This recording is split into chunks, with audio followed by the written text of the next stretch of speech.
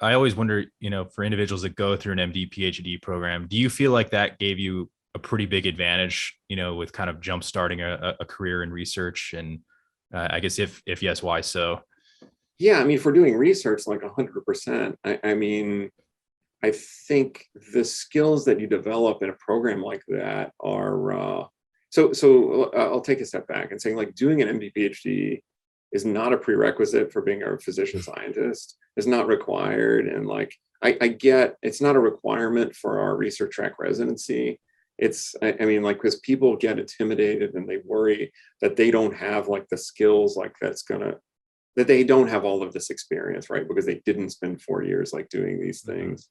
um you don't have to have that, and like everyone kind of comes in at a different level, and one of our keys is to meet people at the level that they're at and help them become their own personal best researchers, right? And some people come in with a tremendous amount of experience, and all we have to do is like point them in the right direction, and like they go. And some people come in with greater uncertainty, and they need more nurturing and mentoring, like in terms of how to find a mentor and how to write a paper. But the real advantage of like these extensive research experience, like an MD PhD program, is gaining those intangible skills in terms of how to pick up a paper from the literature and interpret it, how to write a paper like from start to finish, how to plan your experiments and like think about what your paper is going to be like before you ever start your experiments, and how to write a grant, and a lot of these like intangible skills that, so even though my projects now have nothing to do with liver ablation, most of the skills like actually like translate, because it's time management, it's writing papers, it's learning how to teach, and all of those things, like they're applicable like both to the research I do now, but they're also applicable like in the clinical setting. I mean, because the same skills like are valuable, like how to explain yourself and like your research and what you're doing is directly. I mean, if you develop some skills in that, then you're probably going to have this use the same skills to explain to a resident how to interpret a head CT, and how to start off as a resident, and a lot of those skills like translate over. So yeah, I mean, it's a tremendous advantage. Whether or not it's a lot of that, for I spent 4 extra years like doing a PhD. You could argue that a decent amount of that 4 years was like wasted doing other stuff, like taking courses and TAing and like all this stuff. But cumulatively, it's a tremendous advantage, and I use many of those skills multiple times daily. Sure, sure. I'm curious what your thoughts are for people who don't do the research MD PhD, but maybe they do. Like, I think it's becoming more common for students to take a year off between their third and fourth year, or after their fourth year.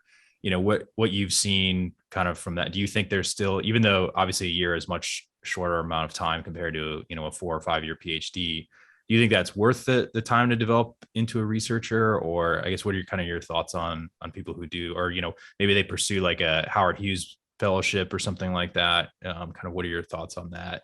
I think like if your career goal is to be a physician scientist, right? So to be in academic medicine and have research as like one of your core elements, you have to put in that time at some point in your career.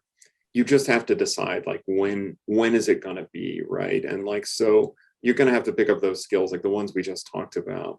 And so is it going to be are you going to do a formal MD PhD program and spend, have that chunk of 4 to 6 years like there where you're just doing it? Does your school offer some opportunities to, like you said, like take some time at the NIH or do one of these, visiting scholar programs? Or does everyone at your school have a dedicated research experience? You can do that. You can have a research residency, where like our residency here, where you have some devoted time for research. Or after you finish, like your residency, you might have a clinical, or sort of like a postdoc, or some part of research as your fellowship. You may prolong your training to gain some extra experience.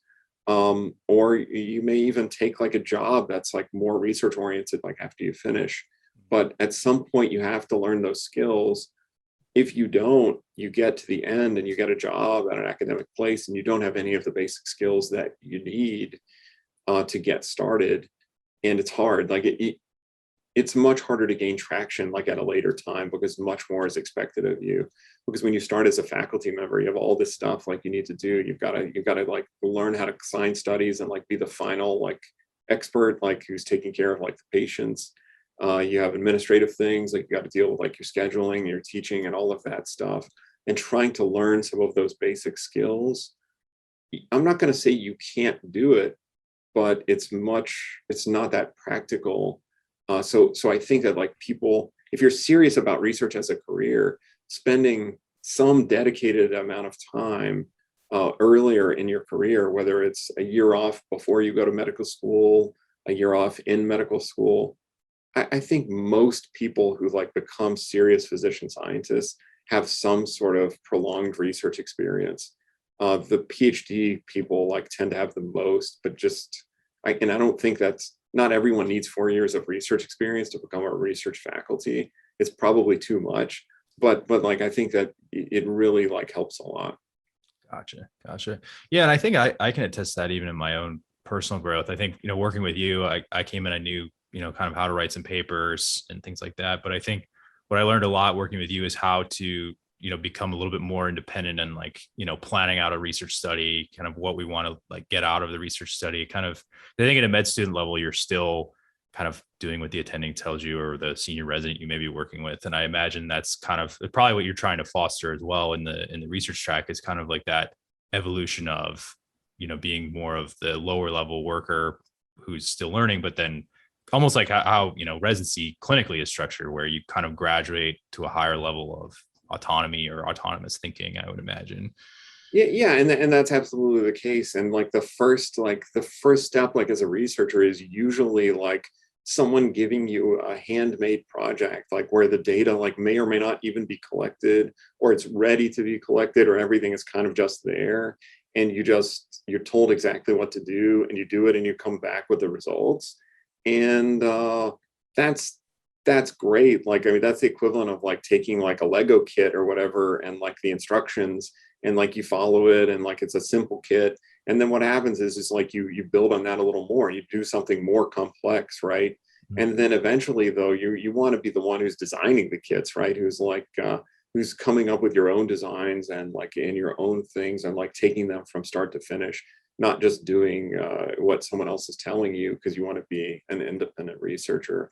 But it takes a lot of time to do that. I mean, it takes a lot of iteration and experience, and you do a little bit more of that each time, and then you get a little bit better every time.